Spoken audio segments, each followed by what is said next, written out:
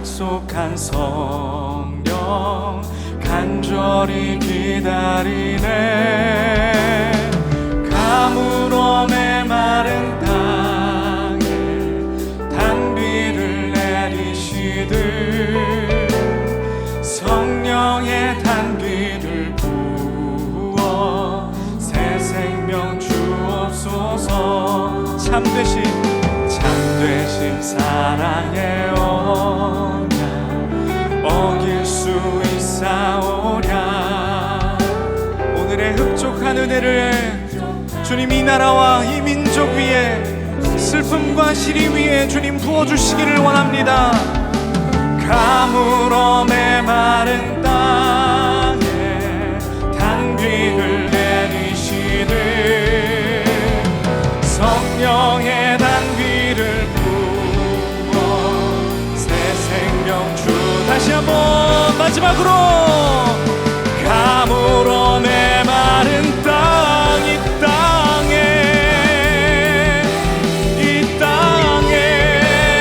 성령의 단비를 부어 새 생명 주. 성령의 단비로 새 생명, 성령의 단비를 부어 새 생명 주옵소서. 할렐루야. 오늘도 성령의 단비를 부어주시며 우리의 심령이 새 생명을 얻는 하나님 기쁨이 있게 하여 주옵소서. 예수님 이름으로 기도합니다. 오늘 우리에게 주시는 하나님의 말씀은 요한복음 6장 8절에서 11절입니다. 제자 중 하나 곧 시몬 베드로의 형제 안드레가 예수께 여짜오되 여기 한 아이가 있어 보리떡 5개와 물고기 2마리를 가지고 있나이다. 그러나 그것이 이 많은 사람에게 얼마나 되겠사옵나이까. 예수께서 이르시되 이 사람들로 앉게 하라 하시니 그곳에 잔디가 많은지라 사람들이 앉으니 수가 5,000명쯤 되더라. 예수께서 떡을 가져 축사하신 후에 앉아있는 자들에게 나눠주시고 물고기도 그렇게 그들의 원대로 주시니라. 이는 살아계신 하나님의 말씀입니다. 아멘. 안녕하세요. 김명삼 목사입니다. 3주째 여러분들에게 영상으로 인사를 드리고 있습니다. 마지막입니다. 다음 주에 이제 여러분들과 함께 만나게 될 거고요. 이번 주에 이제 마지막으로 우리 정모세 목사님이 설교를 하게 되네요. 여러분들이 큰 박수와 격려로 맞아주시면 큰 은혜의 시간이 될 것 같습니다. 지난주와 마찬가지로 큰 박수와 함성으로 맞아주세요. 정모세 목사님.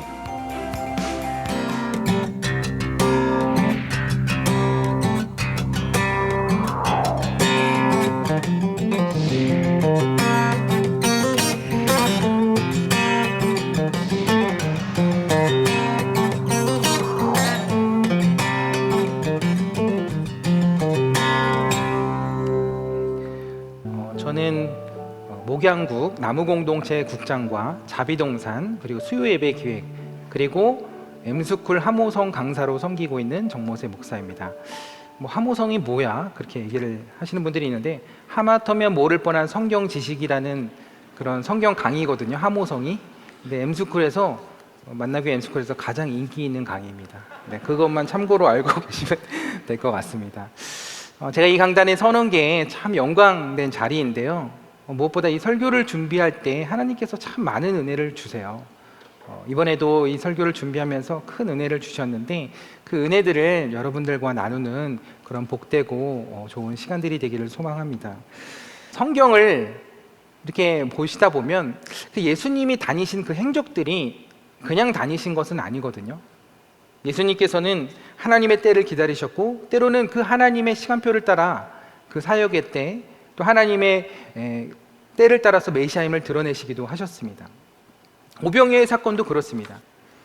요한복음 6장 4절 말씀을 보니까요, 마침 유대인의 명절인 유월절이 가까웠다고 하는 것을 주목하게 됩니다. 유월절은 유대인 절기 중에서도 가장 큰 절기고 가장 중요한 절기인데요, 그래서 이 유월절은 예루살렘에서만 지켜져야 했고 성인 남자들에게는 선택사항이 아니라 의무사항이었어요.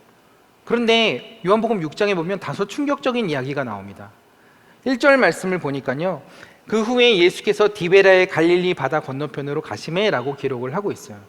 근데 이게 왜 충격적인 이야기일까요? 지도를 한번 보여주세요. 예수님이 계신 디베라에서 예루살렘으로 가려면요, 갈릴리를 건너면 안 돼요. 용로를 통해 그냥 남쪽으로 내려오셔야 되죠. 그런데 갈릴리를 건너 벳세다를 가셨다는 것은 예수님께서 유월절을 지키시려는 것처럼 보이세요? 안 지키시려는 것처럼 보이세요? 안 지키시려는 것처럼 보이잖아요. 왜냐하면 갈릴리에서 예루살렘까지 하루 이틀 거리가 아닌데 더 먼 곳으로 가셨다는 것은 안 지키시겠다는 것이죠. 근데 사실 못 지키셨다는 것이 더 정확한 표현이에요. 왜 그런지는 잠시 후에 설명을 드리고요. 어쨌든 유월절에 예수님이 예루살렘에서 그 절기를 보내지 않으셨다는 것, 이게 충격적인 것이에요. 유월절 한번 안 지킨 것이 무슨 대수냐고 하실 수 있는데, 뭐 부활절이나 크리스마스 때 그런 절기에 교회 한번 안 나온 것으로 생각하시면 안 되는 거예요. 유대인들은 절기를 지키지 아니하면 영적인 세계에서 강등되고 영적인 대가 끊긴다고 믿었어요. 영적인 공동체에서 제명이 되는 거예요. 그런데 예수님은 이렇게 중요한 절기를 왜 예루살렘에서 보내지 않으셨던 걸까요? 당시에 400년 동안 암흑기를 보내오면서 유대인들에게는 아무런 선지자들이 없었기에 그때 메시아에 대한 아주 기대가 한참 부풀어 올랐습니다. 왜냐하면 메시아 후보로 거론되는 2명이 나타났기 때문인데요. 그 2명이 누구였을까요? 세례 요한과 예수님이었어요. 세례 요한은 예수님보다 더 먼저 활동을 했는데, 그래서 세례 요한을 따랐던 사람들이 굉장히 많았거든요. 그렇게 군중을 많이 몰고 다니니까 세례 요한이 당시에 분봉왕으로 이스라엘을 다스리던 헤롯 안티파스의 눈에 거슬렸던 거예요. 제가 자세하게 설명은 못 드리겠지만, 그래서 결국 세례 요한은 참수형을 당하게 됩니다. 그렇게 세례 요한이 죽고 나자 그 세례 요한을 따르던 사람들이 굉장한 혼란에 빠졌어요. 그런데 그 사람들이 다 누구에게로 갔을까요? 다음 메시아 후보인 예수님에게로 간 거예요. 그러면 헤롯 안티파스의 다음 지명수배 1호가 누가 됐을까요? 그 세례 요한을 따르던 그 군중들과 합쳐져서 더 많은 무리를 이끌게 된 예수님이 될 수밖에 없었던 거죠. 그래서 예수님은 헤롯 안티파스의 눈을 피해 망명을 가실 수밖에 없었던 거예요. 그런데 당시 이스라엘은 로마의 통치 아래 헤롯의 세 아들, 헤롯 아켈라오, 안티파스, 빌립, 아켈라오, 안티파스, 빌립, 아켈라오, 안티파스, 빌립. 네, 생소하실 것 같아서 제가 여러 번 반복해서 말씀드려봤는데, 셋이서 분봉왕으로서 지역을 나눠서 다스리고 있었습니다. 지도를 다시 한번 보여주시겠어요?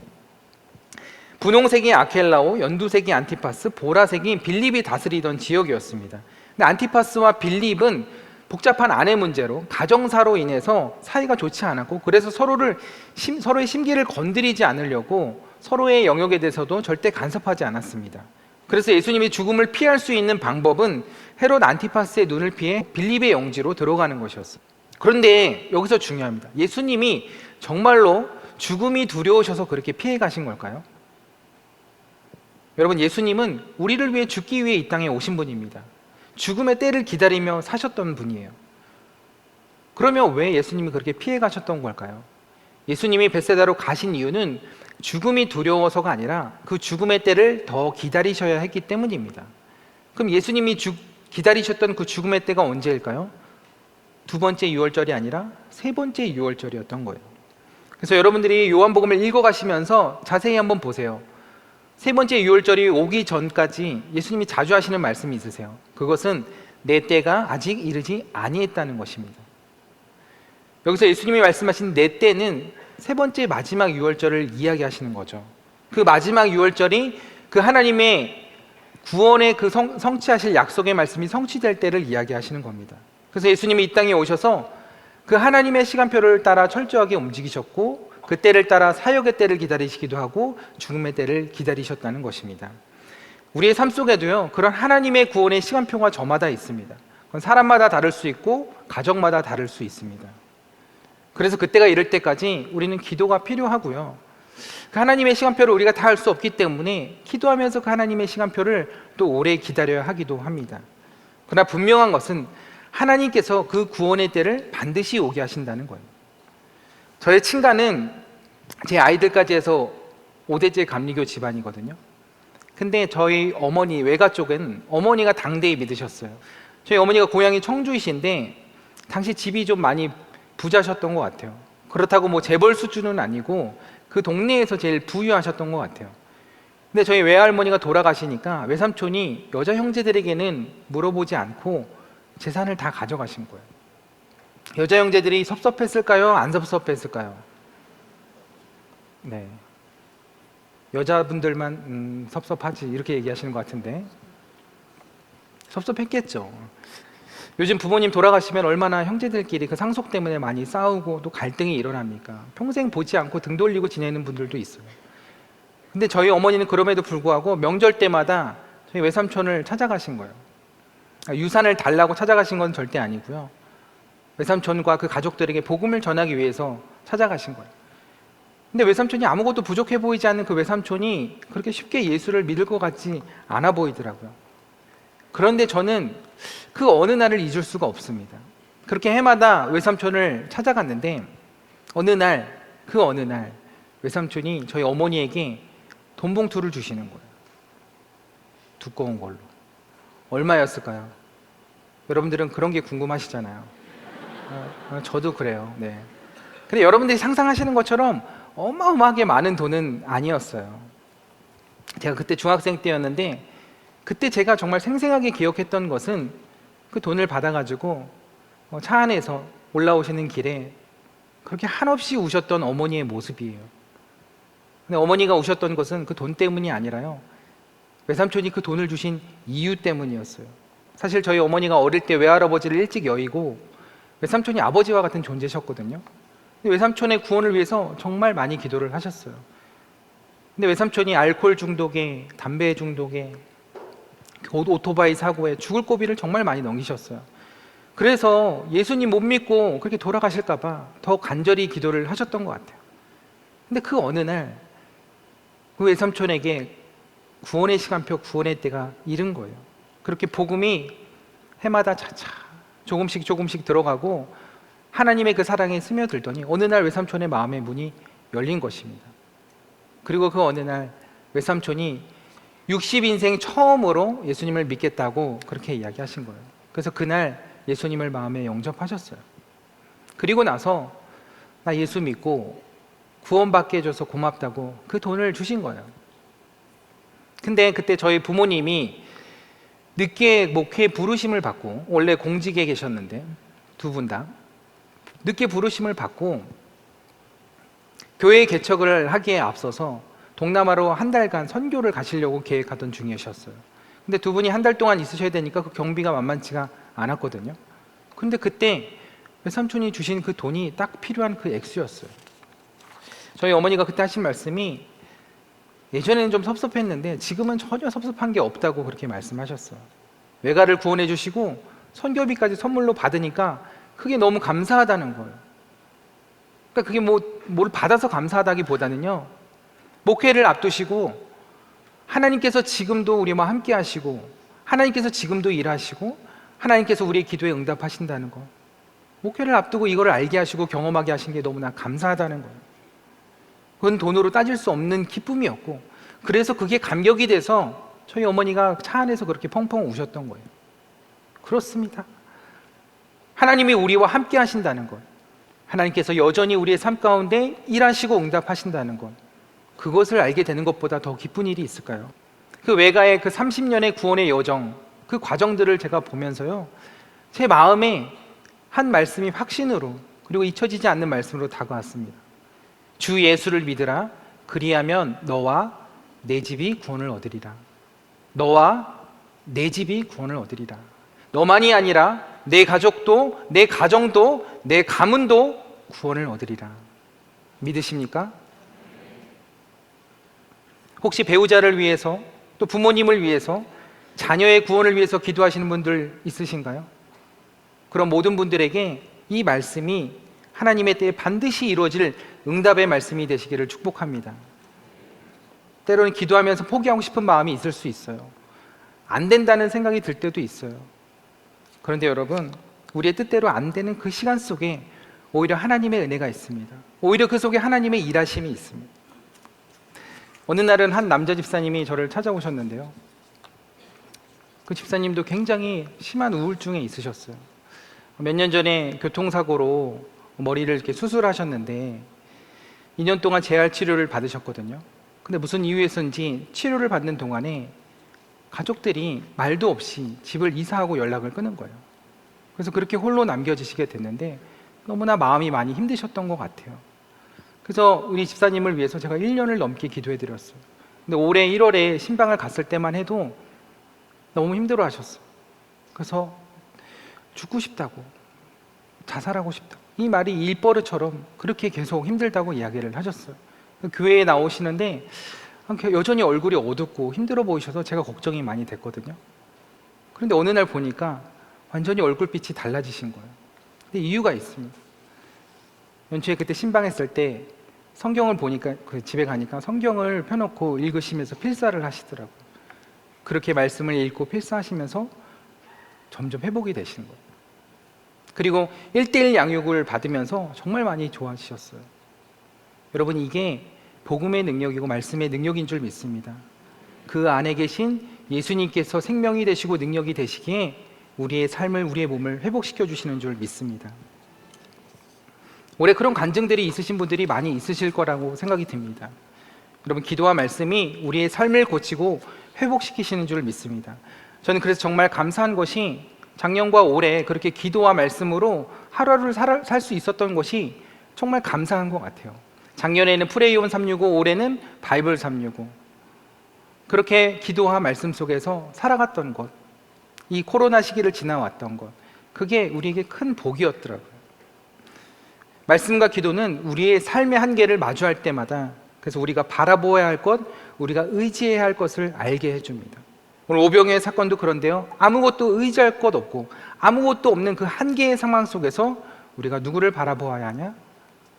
그러면서 그 말씀이 마치 정답을 공개하듯이 그 모든 스포트라이트를 예수님에게로 향하게 합니다. 오병이의 사건을 보면서 꼭 그런 분들이 있어요. 보리떡은 왜 5개고 물고기는 왜 2개냐, 그런 숫자에 집착하시는 분들이 있거든요. 꼭 그러지 않으셔도 돼요. 대신 물고기와 보리떡이 우리에게 주는 중요한 단서가 있는데요, 그것은 이 시기가 어느 때였냐는 것입니다. 보리떡이 있다는 것은 보리를 추수하는 시기라는 거죠. 그때가 한 4월, 5월쯤이거든요. 그리고 어린아이가 가져온 그 물고기, 학자들은 민물 정어리라고 하는데, 이 정어리는 갈릴리에서 1년 내내 잡히지만 4월에서 6월 사이에 가장 많이 잡힌다고 합니다.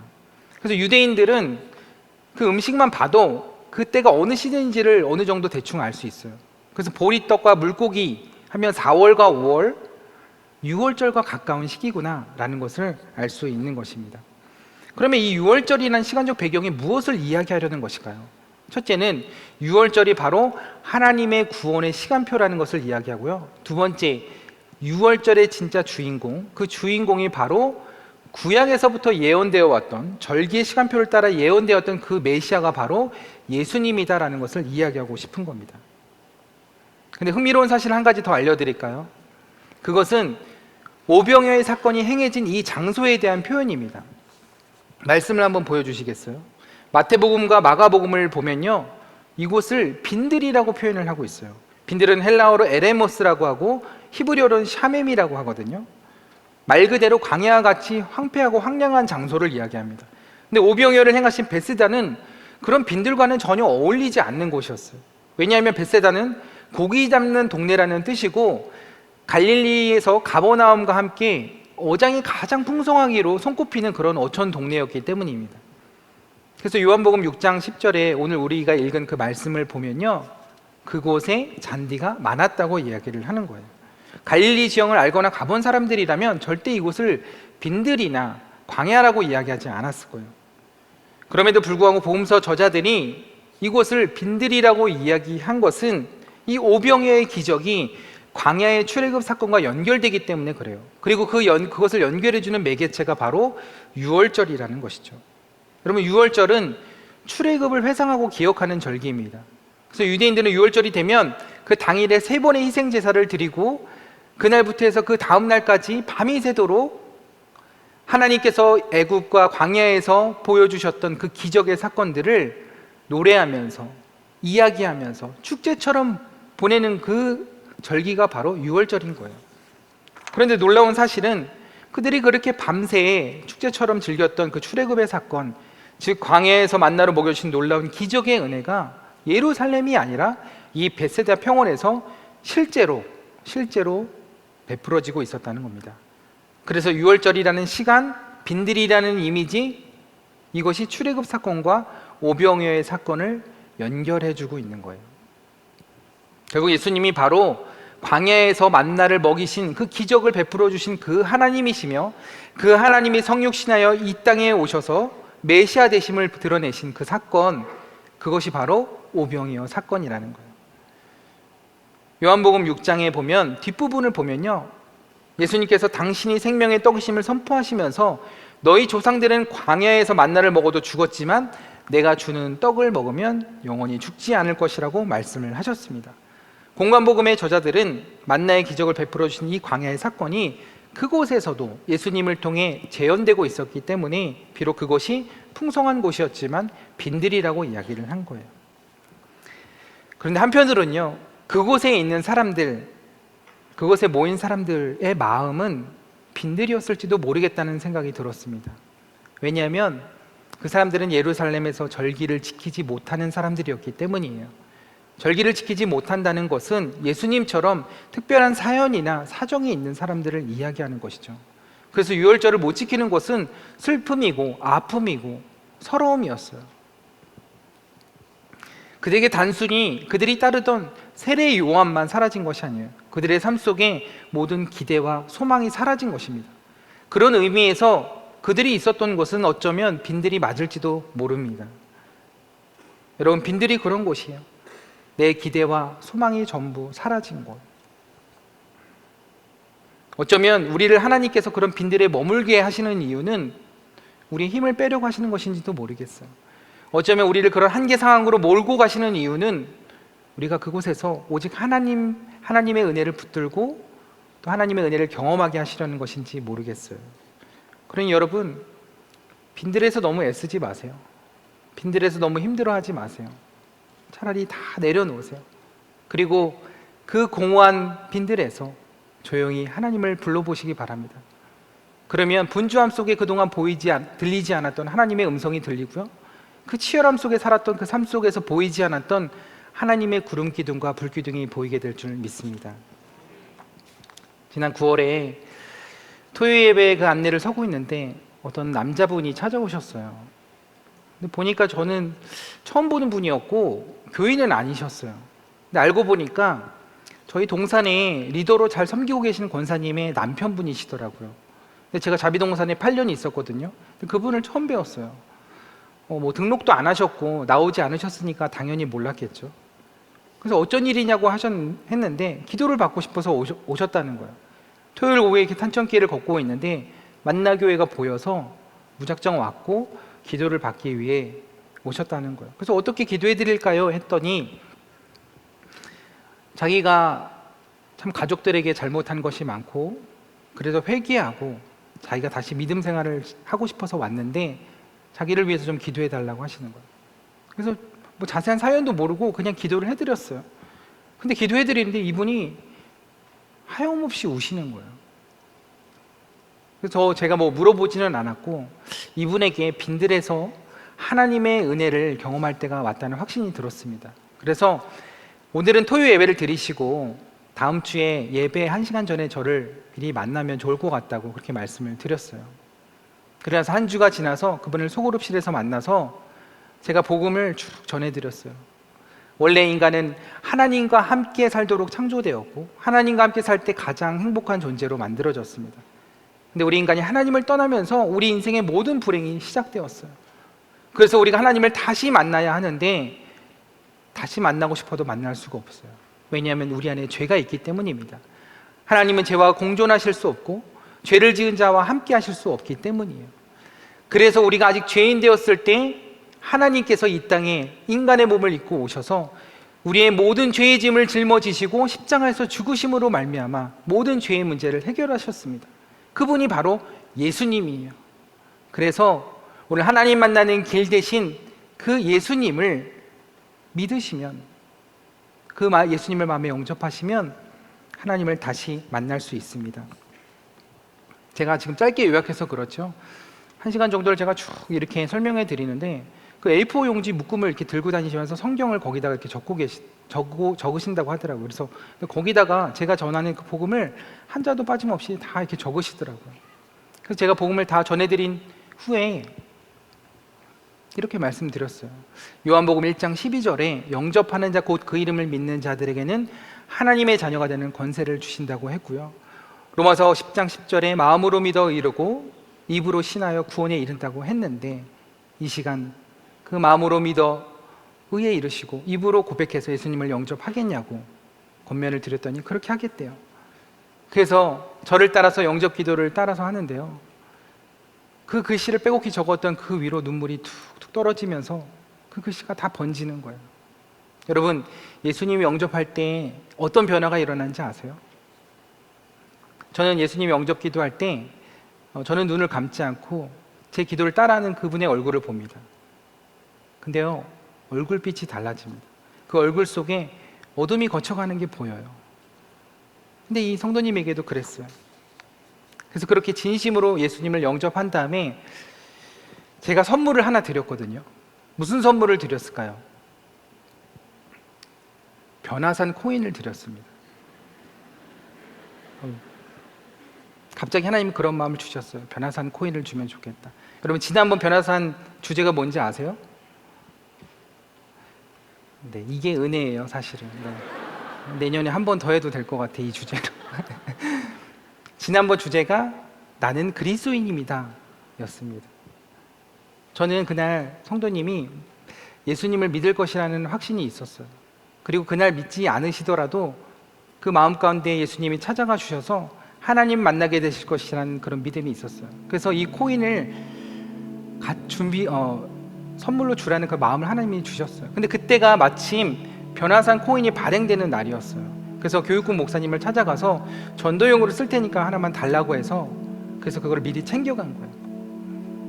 그래서 예수님을 영접한 다음에 그 성도님에게 저한테 이렇게 손바닥을 내밀어 보라고 했어요.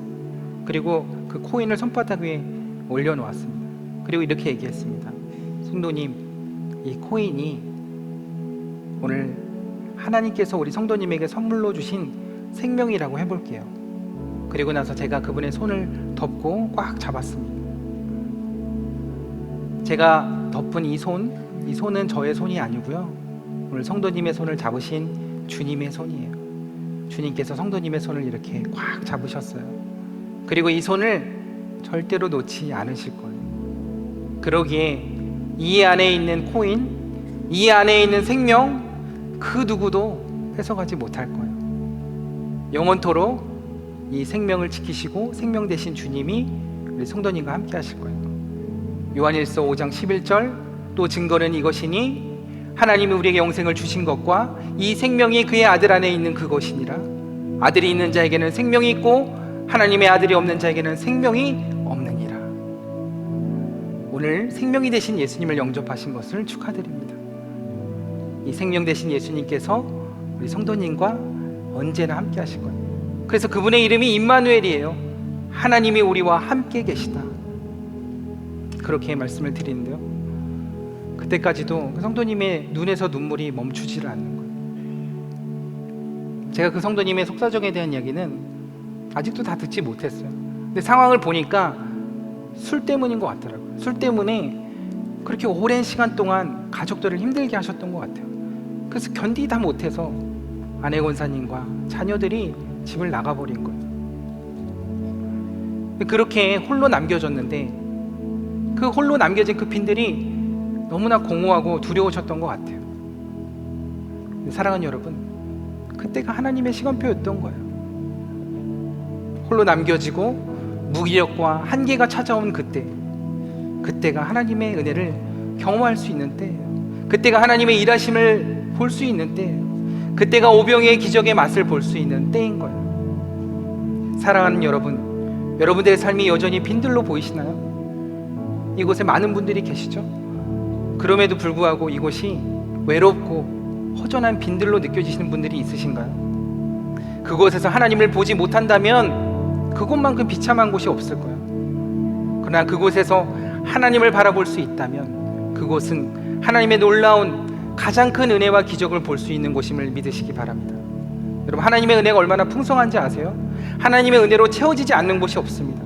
하나님의 은혜로 회복되지 않는 것이 없어요. 여러분, 오병이의 기적은 그냥 허기를 채운 정도의 기적이 아닙니다. 다 먹고도 12바구니가 남았다고 했죠. 왜 12인지 아세요? 저도 몰라요. 숫자에 집착하지 말라니까 또 집착하시네. 고대 시대의 관점에서 배부르게 먹고 남아서 거두었다는 것은 아주 넘치고 배부르게 먹었다는 거예요. 아주 풍성했다는 것을 의미하는 것입니다. 12바구니가 남았다는 것은 그 빈들에 하나님의 은혜로 가득 채워졌다는 거예요. 하나님의 은혜가 풍성하게 채워졌다는 것을 이야기하는 것입니다. 여러분, 빈들을 풍요로움과 풍성함으로 채우실 그 하나님을 믿으십니까? 광야에서 출애굽 백성들을 먹이시고 입히신 하나님, 아무것도 없는 그 빈들에서 배부르게 먹이신 하나님, 그 하나님께서 여러분들의 삶 또한 풍성한 은혜와 응답으로 채워주실 것을 믿으시나요? 그렇다면 그 하나님의 시간표를 신뢰하시기 바랍니다. 그리고 여러분들이 계신 그곳이 여전히 빈들일지라도, 내가 뜻하지 않고 계획하지 않은 시간과 장소에 있을지라도 그곳에서 끝까지 하나님을 신뢰함으로 기도하며 기다려 보시기 바랍니다. 그러면 하나님께서 구원의 때, 그리고 은혜의 때를 여러분들의 삶과 여러분들의 가정과 여러분들의 일터에 허락하실 줄 믿습니다. 그런 빈들에 임하는 풍성한 은혜가 여러분들의 모든 삶 가운데 임하게 되기를 주님의 이름으로 축복합니다. 시간 찬양으로 나아가며 오늘의 말씀을 다시 한번 우리 마음에 담아보기를 원하는데요, 주님께서 우리가 빈들에 있을 때에도 우리와 함께 하시고 우리의 삶에 일하시고 응답하신다는 것을 우리가 기대하면서 고백하면서 우리 찬양으로 나아가도록 하겠습니다.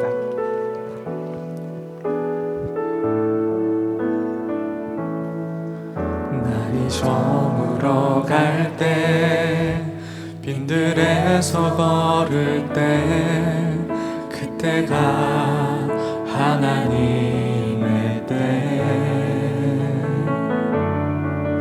내 힘으로 안 될 때, 빈손으로 걸을 때, 내가 고백해 여호와 이래. 날이 저물어 갈 때, 빈들에서 걸을 때, 날이 저물어 갈 때, 빈들에서 걸을 때, 그때가 하나님의 때, 내 힘으로 안 될 때, 내 힘으로 안 될 때, 빈손으로 걸을 때, 내가 고백해 여호와 이래. 우리가 믿음으로 고백하기를 원합니다. 주가 일하시네, 주가 일하시네, 주가 일하시네, 주께 아끼지 않는 자에게 주가 일하시네, 주가 일하시네, 신뢰하며 걷는 자에게. 우리 모인 곳에 주님 함께 계시네. 우리 모인 이곳에 주님 함께 우리가 그 아버지의 은혜를 누리기를 원합니다. 우리네 아버지 은혜,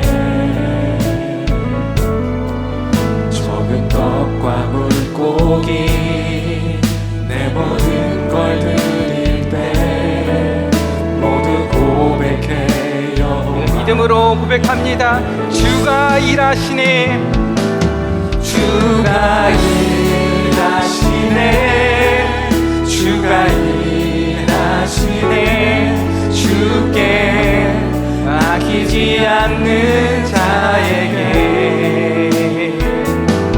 주가 일하시네, 주가 일하시네, 신뢰하며 걷는 자. 주가 일하시네, 주가 일하시네, 주가